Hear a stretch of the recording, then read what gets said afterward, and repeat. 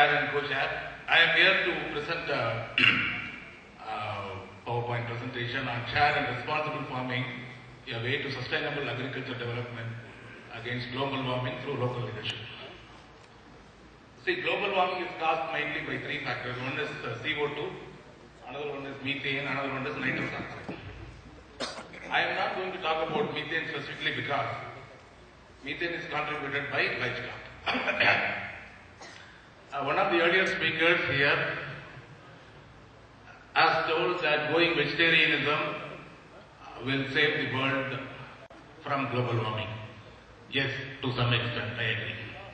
India possesses 1/5 of the world cattle population and almost half of the buffalo population. We produce, as on today, 110 million metric tons of milk, which is a primary nutrient for the growing millions of babies in our country. Do we mean to say that going vegetarianism will exclude taking milk? Because milk is the primary product from the livestock in this country. In fact, 50% of the produce from the Indian livestock is from the contribution made from the large ruminants, especially white cattle and buffaloes. The buffaloes contribute enormously, 50 to 60% to the national milk grid, which is the main reason for the reducing malnutrition in our country, in spite of the fact that 50% of the population live below poverty line. This is precisely why I am not going to talk about methane emission for another reason also, because the half of life of the methane is also quite small or relatively low in comparison to the CO2. So I am here to talk about the carbon capturing potential of our soil or carbon sequestration, which is happening throughout the world now. Of course, here also there is a contradiction that many of the corporates throughout the world have started accumulating millions and millions of hectares of land in African countries. Thereby they want to produce lots of food and also they want to ensure the food security for their own country.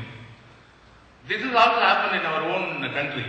50 to 60 years back, prior to independence, we also had the common property resources, wherein there is a common way of handling all the Purambok, Anadalim land and also the common property resources. There is a way of social responsibility was there. But after independence, after industrialization, after the growth we have seen in the past 2 decades, almost all the Purambok lands have been taken away by the government and there is not even a single piece of land left for the livestock to graze. And there is also a soil degradation taking place, which has already taken place due to the green revolution in early 60s and from 60s and 70s. Even though Dr. C. Subramaniam, our former Minister of Food in the Union government, and Dr. M. S. Swaminathan, a great scientist India has ever produced, has taken a lot of credit for the Green Revolution. Much of the Green Revolution has happened because of the indiscriminate use of agrochemicals, which has not only resulted in the increasing productivity of our crops, but also led to the soil erosion of many of the important nutrients in the land. You have 5 minutes, kindly. Yeah, I will not take more. So, here what I am going to suggest is,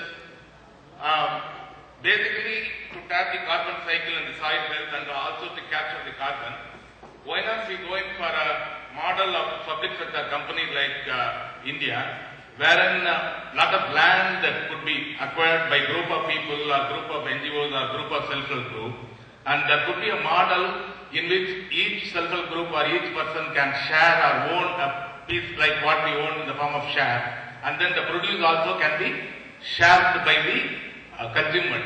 Basically, the consumers also will take an active part in the acquiring and also the maintenance and production of the crops, whether it is cereal or whether it is pulses or whether it is fodder for the livestock.